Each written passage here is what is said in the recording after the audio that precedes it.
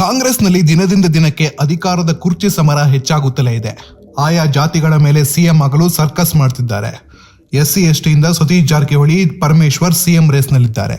ಇದಕ್ಕೆ ಈಗ ಶಾಸಕ ಯತ್ನಾಳ್ ಲೇವಡಿ ಮಾಡಿದ್ದಾರೆ. ಆಯಾ ಜಾತಿ ಸೀಮಿತಕ್ಕೆ ಸಿಎಂ ಆಗ್ತಿದ್ದಾರೆ.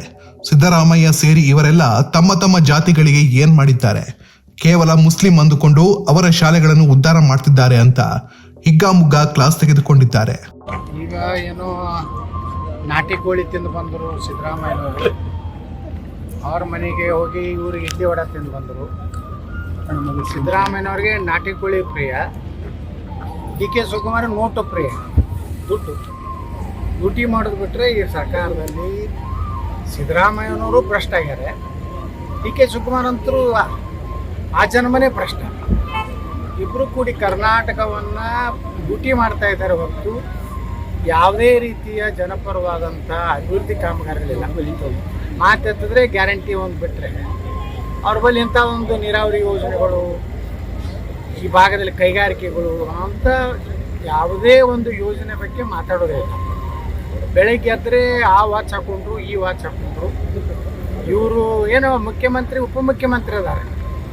ಅವ್ರ ಮನೆಗೆ ತಿಂಡಿಗೆ ಹೋಗೋದು, ಇವ್ರ ಮನೆಗೆ ತಿಂಡಿಗೇನು ಹೋಗೋದಿಲ್ಲ, ಹೀಗೆ ತಿಂಡಿಗೆ ಹೋಗ್ತಾರೆ. ಈ ರೀತಿ ಜನರನ್ನ ಹುಚ್ಚರಲ್ಲಿ ತೆಗೆಯುವಂಥ ಕೆಲಸ ಇಬ್ಬರು ಕೂಡ ಮಾಡ್ತಾ ಇದ್ದಾರೆ. ಮತ್ತು ಇಷ್ಟಕ್ಕೂ ನಿಂತಿಲ್ಲ. ನಾನು ಶಾಸಕರನ್ನ ವೈಯಕ್ತಿಕವಾಗಿ ಇಬ್ಬರು ಭೇಟಿ ಆಗ್ತಾ ಇದ್ದಾರೆ. ಇಬ್ಬರು ಆಶಯ ಆಮಿಷಗಳನ್ನ ನೋಡ್ತಾ ಇದ್ದಾರೆ. ಸಿದ್ದರಾಮಯ್ಯ ಪಾಳ್ಯದಲ್ಲೋರನ್ನ ಈ ಕಡೆ ತೊಗೋಬೇಕಂತಾರೆ, DK ಶಿವಕುಮಾರ್ ಪಾಳ್ಯದಲ್ಲೋರು ಈ ಕಡೆ ತೊಗೋಬೇಕಂತಾರೆ. ಅದರ ಮಧ್ಯದಲ್ಲಿ ನಮ್ಮ ಸತೀಶ್ ಜಾರಕಿಹೊಳಿ ಅವರು ಮತ್ತು ಡಾಕ್ಟರ್ ಪರಮೇಶ್ವರ್ ಅವರು ಪರಿಶಿಷ್ಟ ಜಾತಿಯವರು, ಪರಿಶಿಷ್ಟ ಪಂಗಡದವರು ಮುಖ್ಯಮಂತ್ರಿ ಆಗ್ಲತ್ತ ಅವ್ರದ್ದೊಂದು ಲಾಬಿ. ಅಂದರೆ ಒಂದು ಜಾತಿ ಆಧಾರಿತ ಮುಖ್ಯಮಂತ್ರಿ ಆಗೋದ್ರಿಂದ ಏನೂ ಲಾಭ ಇಲ್ಲ. ಯಾರು ರಾಜ್ಯದ ಹಿತ ಮಾಡಬೇಕು, ಪ್ರಾಮಾಣಿಕವಾಗಿ ರಾಜ್ಯದಲ್ಲಿ ಭ್ರಷ್ಟಾಚಾರವನ್ನು ಹೋಗಲಾಡಿಸ್ಬೇಕು, ಅಭಿವೃದ್ಧಿ ಆಗ್ಬೇಕನ್ನೋಂಥ ಮುಖ್ಯಮಂತ್ರಿ ಆಗಬೇಕು ಬಿಟ್ಟು ಯಾವುದೇ ಒಂದು ಜಾತಿಯ ಮುಖ್ಯಮಂತ್ರಿ ಆದರೆ ಆ ಜಾತಿ ಏನು ಇವತ್ತೇನು ಸಿದ್ದರಾಮಯ್ಯ ಆಗಿದ್ರಿಂದ ಇಡೀ ಕುರುಬ ಸಮಾಜ ಎಲ್ಲ ಉದ್ಧಾರ ಆಗಿಬಿಟ್ಟಿದೆ. ಇವತ್ತು ಅವ್ರು ಕುರುಬ ಸಮಾಜಕ್ಕೆ ಆದರೂ ಏನು ಮಾಡಿದ್ದಾದರೂ ಏನು ಸಿದ್ದರಾಮಯ್ಯ ಏನೂ ಇಲ್ಲ. ಮಾತೆತ್ತಿದ್ರೆ ಸಾಬ್ರು ಸಾಬ್ರು ಸಾಬ್ರು, ಬೆಳಗ್ಗೆ ಎತ್ತರೆ ಸಾಬ್ರು, ಮುಂದೆ ಸಾಬ್ರು, ಮಧ್ಯಾಹ್ನ ಜಮೀರ್ ಸಾಬ್ರು. ಇಷ್ಟೇ ನಡೆದ ಸಾಬ್ರನ್ನ ಬಿಟ್ಟರೆ ಈ ಸರ್ಕಾರದಲ್ಲಿ ಏನೂ ಕೆಲಸ ಆಗ್ತಾ ಇಲ್ಲ. ಉರ್ದು ಶಾಲೆಗಳಿಗೆ ಬೇಕಾದಷ್ಟು ದುಡ್ಡಿದೆ ಅಂತ ಹೇಳ್ತಾರೆ ಸಿದ್ದರಾಮಯ್ಯ. ಕನ್ನಡ ಶಾಲೆಗಳ ದಿನದಿಂದ ದಿನಕ್ಕೆ ಕುಸಿದೋಗಿ, ಕಟ್ಟಡಗಳು ಕುಸಿದೋಗಿ, ಮಕ್ಕಳ ಸಂಖ್ಯೆ ಕಡಿಮೆ ಆಗಿ ಇವತ್ತು ಯಾರೂ ಕನ್ನಡ ಶಾಲೆಗೆ ಮಕ್ಕಳನ್ನ ಹಾಕ್ತಾ ಇಲ್ಲ. ಅವತ್ತನ್ನೆಲ್ಲ ಮರ್ಜ್ ಮಾಡ್ಬೇಕಂತ ಒಂದು ಕಡೆ ನಡೆದಿದೆ. ಒಂದು ಕಡೆ ಮದ್ರಸಾ ಉರ್ದು ಶಾಲೆಗಳನ್ನು ಅಭಿವೃದ್ಧಿ ಮಾಡ್ತೀನಿ ಅಂತ ಹೇಳ್ತಾರೆ. ವಕಫ್ ಆಸ್ತಿಗಳನ್ನು ನೂರಾರು ಕೋಟಿ ರೂಪಾಯಿ ಕೊಟ್ಟು ಅದನ್ನು ರಕ್ಷಣೆ ಮಾಡಲಿಕ್ಕೆ ಕಂಪೌಂಡ್ ಕಟ್ತೀನಿ ಅಂತ ಹೇಳ್ತಾರೆ. ಅದರ ಬದಲಿ ಯಾವ ದೇವಸ್ಥಾನಗಳ ಅಭಿವೃದ್ಧಿ ಆಗಬೇಕಾಗಿತ್ತು, ಆ ದೇವಸ್ಥಾನಗಳ ಹಣ ಒಯ್ದು ಮಸೂದಿಗಳ ಕಟ್ಟಡ ಕಟ್ಟುವಂಥ ಕೆಲಸ ಈಗ ಸರ್ಕಾರ ಮಾಡ್ತಾರೆ. ನಿನ್ನೆ ಸುಪ್ರೀಂ ಕೋರ್ಟಿನ ಮುಖ್ಯ ನ್ಯಾಯಾಧೀಶರು ಸಹ ಇದೇ ಮಾತನ್ನು ಹೇಳಿದ್ದಾರೆ. ಯಾವುದೇ ಹಿಂದೂ ದೇವಸ್ಥಾನಗಳ ದುಡ್ಡು ಏನಿದೆ ಅದು ಅದೇ ದೇವಸ್ಥಾನಕ್ಕೆ, ಆ ಧರ್ಮದ ಕಾರ್ಯಕ್ಕೇ ಜನ ಕೊಟ್ಟಿರ್ತಾರೆ, ಅದಕ್ಕೆ ಉಪಯೋಗ ಆಗುತ್ತೆ.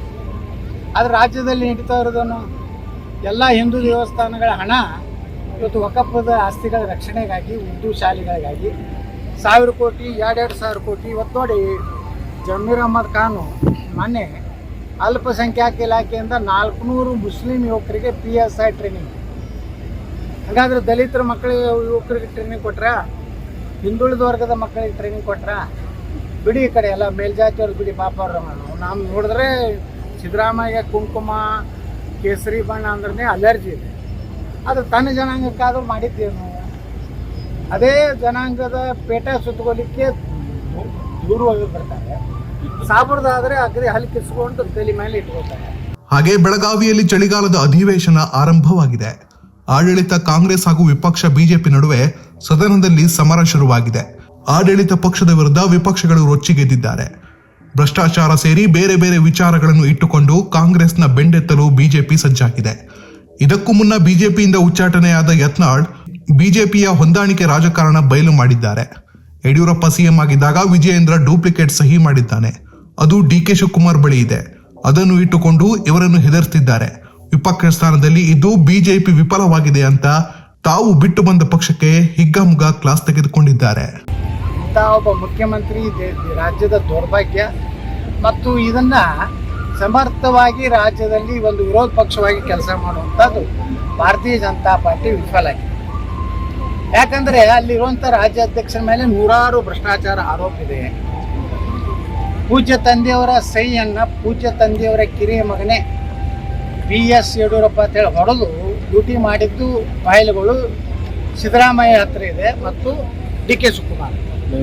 ವಿಧಾನಸಭೆಯಲ್ಲಿ ಏನಾದರೂ ವಿಜೇಂದ್ರ ಎದ್ದಿತ್ರ ಫೈಲ್ ತರಲ್ಲ ಅಂತ ಕೇಳ್ತಾನೆ DK ಶಿವಕುಮಾರ್. ಇಲ್ಲ, ನಾವು ಆ ರೀತಿಯಲ್ಲ, ಸನ್ಮಾನ್ಯ ಅಧ್ಯಕ್ಷರೇ, ಮುಖ್ಯಮಂತ್ರಿಗಳಿಗೆ ಅಭಿನಂದನೆ ಸಲ್ಲಿಸ್ತೇನೆ, ಯಾಕಂದ್ರೆ ಅವರು ಭಾಳ ಒಳ್ಳೆಯ ಒಂದು ಬಜೆಟ್ ಕೊಟ್ಟಂತ ಒಬ್ಬ ರಾಜ್ಯಾಧ್ಯಕ್ಷ ಹೇಳ್ತಾರೆ.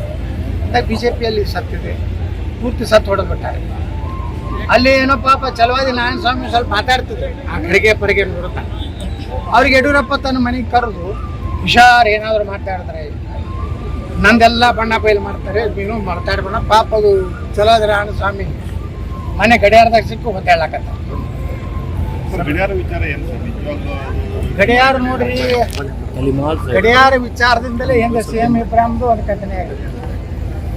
8 ಲಕ್ಷದ ಗಡಿಯಾರ ಕಟ್ಕೊಂಡ್ರು. ಅದನ್ನು ನಾನು ಅವ್ರ ವೈಯಕ್ತಿಕ DK ಶಿವಕುಮಾರ್ ಒಂದು ಚಲವಾದಿ ನಾರಾಯಣ ಸ್ವಾಮಿ ಅವರು ಒಂದು ಉತ್ತರ ಕೊಟ್ಟಾರೆ. ನಾನು ಎಲ್ಲಿ ತೊಗೊಂಡೆ, ಎಷ್ಟು ಬಿಲ್ಗಿಲ್ಲೇನೋ ತಮ್ಮ ಎಕ್ಸ್ ಖಾತೆಯಲ್ಲಿ ಹಾಕ್ಯಾರ. ಸಿದ್ದರಾಮಯ್ಯ ಅವ್ರದ್ದು ವಾಚ್ ಎಲ್ಲಿ ತೊಗೊಂಡ್ರು ಅನ್ನೋದು ಇನ್ನೂ ಗೊತ್ತಾಗಿದೆ. ಈ ವಾಚ್ಗಳನ್ನು ಕೊಡೋದು, ಇಡ್ಲಿ ತಿನ್ನೋದು, ನಾಟಿ ಕೋಳಿ ತಿನ್ನೋದು, ಇದ್ರ ಸಲ ಜನ ಆಸೆ ಕಳ್ಸಾಕಿದೆ. ರೈತರು ಇಲ್ಲಿ ಮೆಕ್ಕೆಜೋಳಕ್ಕೆ ಸರಿಯಾದ ಬೆಲೆ ಸಿಗ್ತಾ ಇಲ್ಲ. ಕಬ್ಬಿಂದು ಕಾರ್ಖಾನೆಗಳು ಹಾಳಾಗುವಂಥ ಪರಿಸ್ಥಿತಿಗೆ ತಂದು ನಿಲ್ಲಿಸಿದ್ದಾರೆ. ನೀವು ಕಬ್ಬಿಗೆ ಬೆಂಬಲ ಬೆಲೆ ಕೊಡ್ತೀರಾ ಅಂದರೆ ನೀವು ಖರೀದಿ ಮಾಡಬೇಕು. ಅದು ಕೇಂದ್ರ ಸರ್ಕಾರದ ಜವಾಬ್ದಾರಿ ಇದೆ, ರಾಜ್ಯ ಸರ್ಕಾರದ ಇದೆ. ಕೇಂದ್ರ ಬರೀ ವಿಜಯೇಂದ್ರ ಬರೀ ಹೋರಾಟ ಮಾಡ್ತಾನೆ, ಮೆಕ್ಕೆಜೋಳ ತಗೋತಾರೆ. ಅರೆ ಮೆಕ್ಕೆಜೋಳ ಆ ಕಾರ್ಖಾನೆಯವ್ರು ತಗೋಬೇಕಾದ್ರೆ ಅಲ್ಲಿ ಇಥನಾಲ್ ರೇಟ್ ಹೆಚ್ಚು ಮಾಡಬೇಕು. ಅಲ್ಲಿ